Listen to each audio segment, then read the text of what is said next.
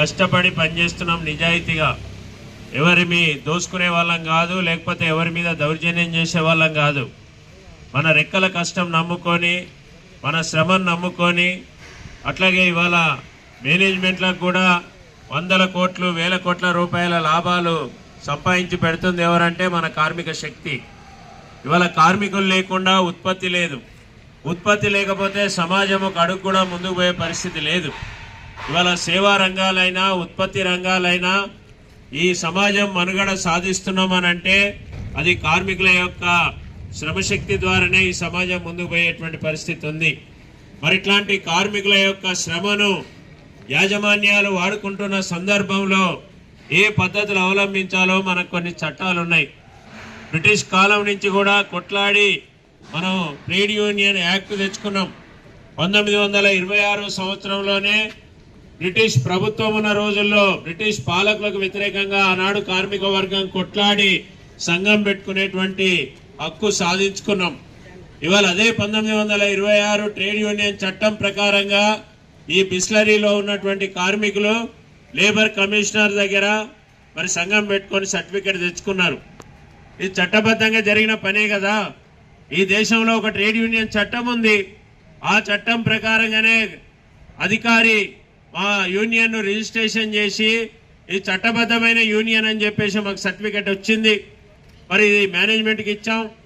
ఇక్కడ ఉండేటువంటి శాంతి భద్రతలు చూడాల్సినటువంటి పోలీస్ అధికారులకు కూడా అయ్యా మా కంపెనీలో ట్రేడ్ యూనియన్ యాక్ట్ ప్రకారమే ఇక్కడ యూనియన్ ఉంది అని చెప్పేసి కాపీలు కూడా అందరికీ మనం ఇచ్చాం.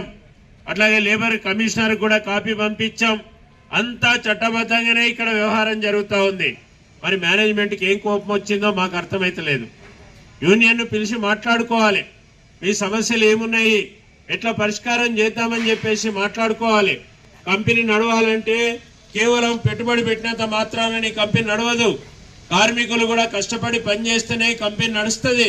మరి ఆ కష్టపడి పనిచేసే వాళ్ళ ప్రతినిధులు ఇప్పటిదాకా ప్రతినిధులు లేరు మాట్లాడడానికి, అందరితోటి మాట్లాడే అవకాశం లేదు. అందుకే చట్టబద్ధంగా కొంతమంది ప్రతినిధులను పంపించే హక్కు మాకు వచ్చింది. మరి వాళ్ళని పిలిచి మాట్లాడుకొని చర్చించుకొని కష్టాలు సుఖాలు నీ సమస్యలు కార్మికుల సమస్యలు అన్నీ మాట్లాడాలి. కానీ నేను యూనియన్తో మాట్లాడను. ఇవాళ మా మీద మరి ఇక్కడ ఎవరైతే ప్రతినిధులు ఎన్నికైనరో జనరల్ సెక్రటరీ ఆఫీస్ బేరర్లు మాట్లాడదామని ప్రయత్నం చేస్తే మాట్లాడే సమస్య లేదు అని చెప్పి ఘర్షణకు దిగింది నువ్వు. ఇక్కడ కొట్లాడ పెట్టుకున్నది నువ్వు, మా కార్మికులు కాదు. ఇవాళ మా కార్మికులను ఇవాళ నువ్వు రాచి రంపాన పెడుతున్నావు ఈ మేనేజ్మెంట్గా. చట్టబద్ధంగా యూనియన్ ఎందుకు గుర్తించవని చెప్పేసి ఇవాళ నేను ఈ మేనేజ్మెంట్ ప్రశ్నిస్తున్నాను. ఇవాళ వీళ్ళు చెప్తున్నారు ఇదేమి ఇందాక మన వాళ్ళు చెప్పినట్టు నువ్వు చేసే వ్యాపారం నీళ్ళ వ్యాపారం. నీళ్ళు ఏడికెళ్ళి వస్తాయి? ప్రకృతి వనరు. నీరు అనేటువంటిది భూమిలో నుంచి నువ్వు నీరు తీసుకోవడమే, లేకపోతే నదులు డ్యాముల నుంచి నీరు తీసుకోవడమే. నీరు అనేటువంటిది నువ్వు ఎక్కడి నుంచో తీసుకురావు. ఇది ప్రకృతి వనరు. ఈ ప్రకృతి వనరుని నువ్వు ఇలా వ్యాపారం చేస్తున్నావు, నీళ్లతోటి వ్యాపారం చేస్తున్నావు. నువ్వు ఇక్కడ కష్టపడి ఏం కొత్త ప్రొడక్షన్ తయారు చేస్తలేవు, లేకపోతే ఒక ఉత్పత్తి చేస్తలేవు, ఒక కార్ తయారు చేస్తలేవు, లేకపోతే ఒక సైకిల్ తయారు చేస్తలేవు, మోటార్ సైకిల్ తయారు చేస్తలేవు, ఒక గడియారం తయారు చేయట్లేదు.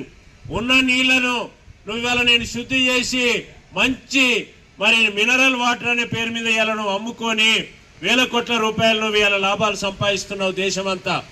ఈ కంపెనీ చాలా చోట్ల మరి డైరెక్ట్ కంపెనీయే కాకుండా నువ్వు కాంట్రాక్ట్ పద్ధతిలో కూడా ఇవాళ నువ్వు నీళ్ళ వ్యాపారం చేస్తున్న పరిస్థితి ఉంది. మరి ఇట్లాంటి నువ్వు కార్మికులను వినియోగించకుండా ఆ పని చేయగలుగుతావా? కార్మికులు లేకుండా ఇవాళ నీ వ్యాపారం జరుగుతుందా? ఎందుకు ఆలోచిస్తలేదు ఈ మేనేజ్మెంట్ అనేది ఇవాళ మేము ప్రశ్నిస్తున్నాం. మాది చాలా బాధ్యత కలిగిన సంఘం. మరి ఇక్కడ దాకా ఇప్పుడే ఈ పాశం మైలారం ఏరియాలోనే నీ కళ్ళ ముందే ఇక్కడ కిర్బీ జనరల్ సెక్రటరీ మాట్లాడు. కిర్బీ అంటే ఇవాళ 1500 2000 మంది వర్కర్లు ఉన్నటువంటి పెద్ద కంపెనీ. ఇవాళ 5-6 యూనియన్లు ఉన్న కంపెనీ. మా CI2 యూనియన్ ఇప్పటికి 4 సార్ల నుంచి అక్కడ ఎలక్షన్లలో గెలుచుకుంటూ కార్మికులకు 3 సార్లు వేతన ఒప్పందాలు చేసిన చరిత్ర నీ కళ్ళ ముందే ఉన్నది. ఇక్కడనే సినర్జీ టూల్స్ అనే కంపెనీ ఉంది, మరి బ్రహ్మాండంగా కంపెనీ నడుస్తున్నది. ఇక్కడనే నియాఫ్ అనే కంపెనీ ఉంది, జర్మన్ కంపెనీ. అది బ్రహ్మాండంగా కంపెనీ నడుస్తూ ఉంది.